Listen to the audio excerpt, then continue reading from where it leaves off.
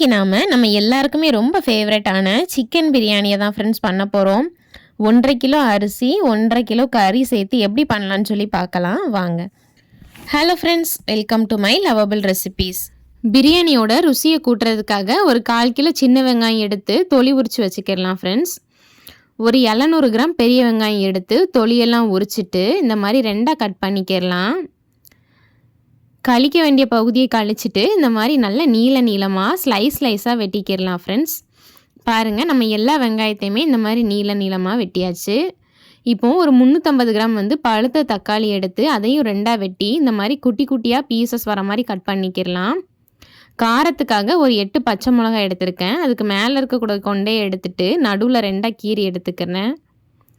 முழுசாக வேண்டாம் ஃப்ரெண்ட்ஸ், பாதியாக கீரினா மட்டும் போதும். புளிப்புக்காக 2 லெமன் எடுத்து அதையுமே 2ஆக வெட்டி வச்சுக்கிடலாம். அரைக்கட்டு புதினா எடுத்துருக்கேன். இலையை மட்டும் தனியாக கைப்பாத்து எடுத்துக்கிடலாம். கொஞ்சம் போல் மல்லிச்செடி எடுத்துருக்கிறேன் ஃப்ரெண்ட்ஸ். இதை தண்டோடே நம்ம கைப்பாத்து எடுத்துக்கிடலாம். இந்த இலையை எங்கள் ஊரில் ரம்பா இலைன்னு சொல்லுவாங்க ஃப்ரெண்ட்ஸ். வாசனைக்காக இதை நான் எடுத்து கொஞ்சமாக குட்டி குட்டியாக கட் பண்ணி வச்சுருக்கேன். 75 கிராம் பூடு எடுத்துக்கிடலாம். 75 கிராம் இஞ்சி எடுத்து தொலியெல்லாம் செதுக்கிட்டு குட்டி குட்டியாக வெட்டி நம்ம மிக்ஸி ஜார்க்குள்ளே சேர்த்துட்டு இந்த மாதிரி இஞ்சி பூண்டு பேஸ்ட் அரைச்சிக்கிடலாம் ஃப்ரெண்ட்ஸ். நம்ம கைப்பாத்து வச்சுருந்த புதினா இலையிலேருந்து ஒரு கைப்பிடி அளவு புதினாவை மட்டும் எடுத்து இப்போ மிக்ஸி ஜார்க்குள்ளே சேர்த்துக்கிடலாம். எடுத்து வச்சுருந்த மல்லிச்செடியும் உள்ளே சேர்த்து கொஞ்சம் கொஞ்சமாக தண்ணி ஊற்றி நல்லா மையாக அரைச்சிக்கிடலாம். இன்றைக்கி நான் பிரியாணி பண்ணுறதுக்காக 1.5 கிலோ அளவுக்கு சிக்கன் வாங்கியிருக்கிறேன் ஃப்ரெண்ட்ஸ். நம்ம பிரியாணினாலே தொலி கறி யூஸ் பண்ணலாம், தொலி இல்லாத கறி யூஸ் பண்ணலாம். ரெண்டுமே டேஸ்ட் நல்லாயிருக்கும். இப்போ நான் இதை ஒரு 3 தண்ணி நல்லா சுத்தப்படுத்தி எடுத்து வச்சுருக்கிறேன் ஃப்ரெண்ட்ஸ். இப்போ இதில் நம்ம 1 ஸ்பூன் உப்பு சேர்த்துக்கிடலாம். 1 ஸ்பூன் இஞ்சி பூண்டு பேஸ்ட்டு, அரை லெமனோட சாறு, 100 ml தயிர் சேர்த்துக்கிடலாம். புதினாவும் மல்லியும் சேர்த்து ஒரு பேஸ்ட் அரைச்சோம்லாம் ஃப்ரெண்ட்ஸ். எனக்கு 1.5 ஸ்பூன் கிடச்சிருக்கு, அதையும் நான் உள்ளே சேர்த்துக்கிறேன். காரத்துக்காக 1 ஸ்பூன் வத்தல் தூள் சேர்த்துக்கிறேன்.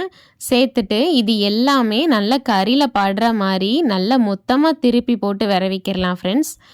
நம்ம சேர்த்துருக்கிற எல்லா பொருளுமே ஒவ்வொரு துண்டு கறியிலையுமே ஈவனாக நல்லா மிக்ஸ் ஆகணும். அந்தளவுக்கு நம்ம மிக்ஸ் பண்ணிக்கிடலாம். பாருங்கள், எல்லாத்தையுமே நல்லா மிக்ஸ் பண்ணிவிட்டு இதை ஒரு 1 மணி நேரத்துக்கு நல்லா ஊற வச்சுக்கிடலாம் ஃப்ரெண்ட்ஸ்.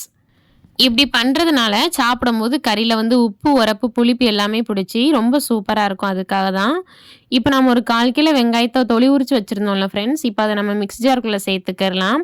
காரத்துக்காக 4 பச்சை மிளகா, 2 கைப்பிடி அளவு புதினா இலை உள்ளே சேர்த்துட்டு இதையுமே 1 ஸ்பூன் தண்ணி சேர்த்து இந்த அளவுக்கு நல்லா அரைச்சிக்கிடலாம். கொஞ்சம் கொரகொரப்பாகவே. 1/4 பிடி உலக்குக்கு 3 உலக்கு அரிசி நான் அளந்து எடுத்துருக்கிறேன் ஃப்ரெண்ட்ஸ். கரெக்டாக இது 1.5 கிலோ அரிசி இருக்கும்.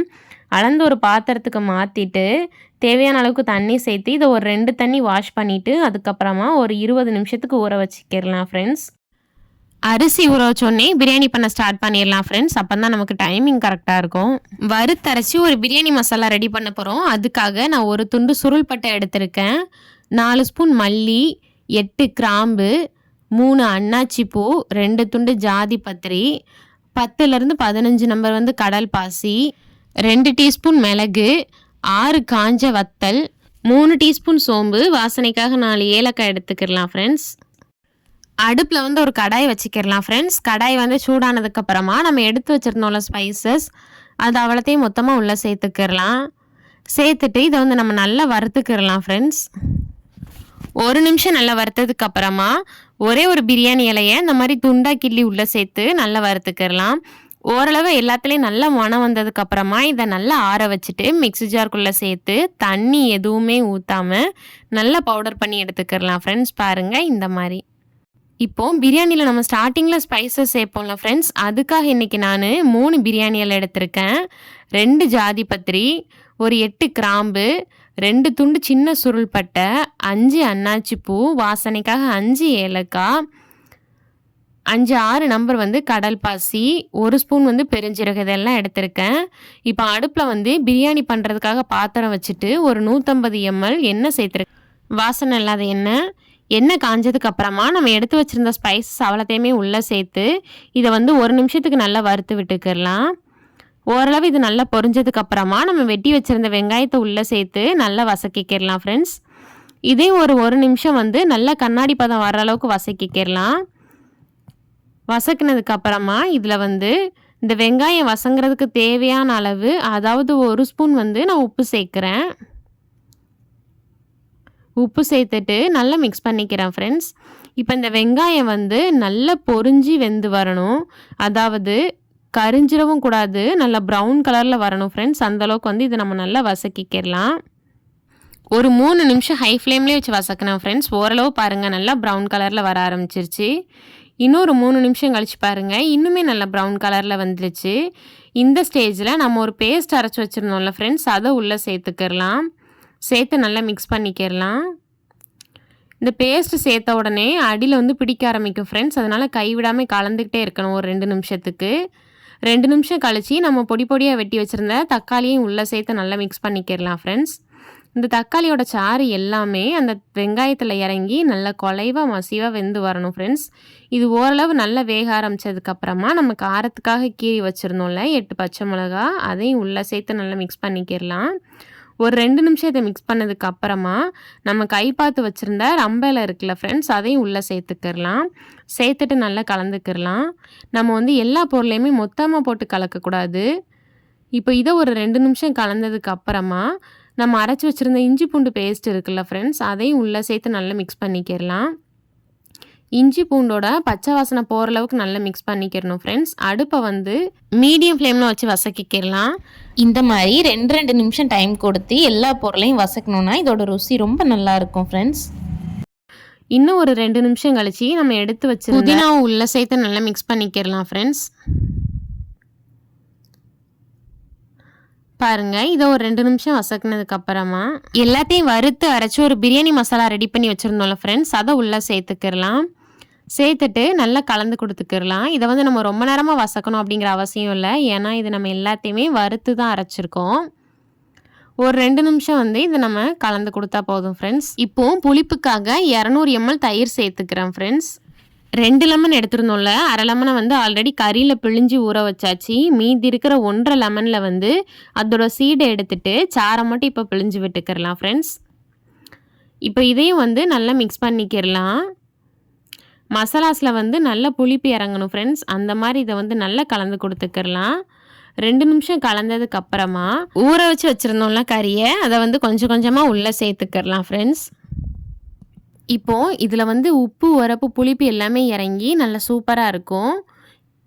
மசாலாஸ் எல்லாமே கறியில் படுற மாதிரி நல்லா மொத்தமாக கலந்து கொடுத்துக்கிறலாம் ஃப்ரெண்ட்ஸ்.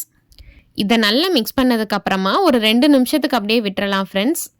இப்போது நம்மளோட கறியில் வந்து சூடு ஏறி கொஞ்சம் கொஞ்சமாக தண்ணி விட ஆரம்பிக்கும். பாருங்கள், பார்த்தாலே தெரியுதில்ல.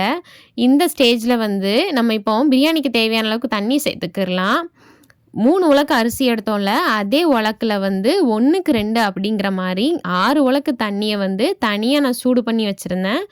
அந்த தண்ணியை தான் நான் இப்போ உள்ளே சேர்த்து நல்லா மிக்ஸ் பண்ணிக்கிட்டு இருக்கேன். நல்லா மிக்ஸ் பண்ணதுக்கப்புறமா 1 ஸ்பூன் வந்து இப்போ நம்ம உப்பு சேர்த்துக்கிறலாம் ஃப்ரெண்ட்ஸ். நம்ம ஆல்ரெடி வெங்காயம் வசங்கும் போதும் கறியை ஊற வைக்கும் போதும் சேர்த்துருக்கோம். இப்போ நம்ம 1 ஸ்பூன் சேர்த்துருக்கோம், காணாட்டி அப்புறமா கூட சேர்த்துக்கிறலாம். இப்போ அதை நம்ம நல்லா மிக்ஸ் பண்ணிக்கிறலாம். மிக்ஸ் பண்ணிவிட்டு அடுப்பை வந்து மீடியம் ஃப்ளேமில் இருந்து ஹை ஃப்ளேமுக்கு மாற்றிடலாம் ஃப்ரெண்ட்ஸ். மாற்றிட்டு இதை வந்து நம்ம நல்லா கொதிக்க வைக்கணும். கறியும் வந்து ஒரு 1/4 பதம் நல்லா வெந்திருக்கணும் ஃப்ரெண்ட்ஸ். பாருங்கள், நல்லா கொதிக்க ஆரம்பிக்குது. இந்த ஸ்டேஜில் வந்து நம்ம ஊற வச்சு வச்சுருந்த அரிசியிலேருந்து தண்ணியை நல்லா சுத்தமாக வடிச்சிட்டு இந்த மாதிரி ஒவ்வொரு கைப்பிடியாக எடுத்து கொஞ்சம் நல்லா பரத்தி சேர்த்துக்கிறலாம் ஃப்ரெண்ட்ஸ். பாருங்கள், நம்ம வந்து எல்லா அரிசியும் சேர்த்ததுக்கப்புறமா கரண்டி வச்சு நல்லா கலந்து கொடுத்துக்கிறலாம். இந்த ஸ்டேஜில் வந்து நமக்கு உப்பு, உரப்பு, புளிப்பு எது பத்தாட்டினாலுமே கொஞ்சம் நம்ம அடிஷ்னலாக சேர்த்துக்கிறலாம். எனக்கு வந்து எல்லாமே கரெக்டாக இருந்தது ஃப்ரெண்ட்ஸ், அதனால் நான் எதுவுமே சேர்க்கலை. பாருங்கள், இப்போ நல்லா அரிசியாக இருக்குல்ல, இதை வந்து மூடி போட்டு மூடிட்டு ஒரு 7 நிமிஷத்துக்கு ஹை ஃப்ளேம்லேயே விட்டுட்டு அதுக்கப்புறமா நான் ஓப்பன் பண்ணி காட்டுறேன். பாருங்கள் ஃப்ரெண்ட்ஸ், நம்மளோட சாதம் வந்து ஒரு அரை பதம் நல்லா வெந்துருச்சு. இந்த மாதிரி இடையில நல்லா அடிக்கடி திறந்து கலந்து கொடுத்துட்டே இருக்கணும் ஃப்ரெண்ட்ஸ். அப்படி இல்லாட்டி ஒரு அரிசி வெந்து ஒரு அரிசி வேகாமல் நமக்கு கிடச்சிரும். பிரியாணியோட டேஸ்ட்டுமே நல்லா இருக்காது. பாருங்கள், இந்த மாதிரி நல்லா மொத்தமாகவே அடியிலேருந்து செட்டாக கலந்து கொடுக்கணும் ஃப்ரெண்ட்ஸ். இப்போ இதை நல்லா மூடி போட்டு மூடிட்டு அடுப்பை வந்து மீடியம் ஃப்ளேமுக்கு மாற்றிட்டு ஒரு 5 நிமிஷம் கழிச்சு மறுபடியும் நான் ஓப்பன் பண்ணி கலந்துக்கிறேன். இதில் நம்ம பண்ண வேண்டிய ஒரே வேலை என்னென்னா, நம்ம இப்படி கலந்து தந்துக்கிட்டே இருக்கணும் ஃப்ரெண்ட்ஸ். அது மட்டும்தான். அப்போ தான் நமக்கு எல்லா அரிசியுமே நல்லா ஈவனாக வெந்து வரும். சாப்பிடும்போதுமே பிரியாணியோட டேஸ்ட் வந்து கொஞ்சம் கூட மாறாமல் அவ்வளோ பக்காவாக இருக்கும். இன்னும் ஒரு 5 நிமிஷம் கழித்து மறுபடியும் ஓப்பன் பண்ணி பார்க்கலாம் ஃப்ரெண்ட்ஸ். அடுப்பை வந்து நான் இப்போ லோ ஃப்ளேமுக்கு மாற்றிட்டேன்.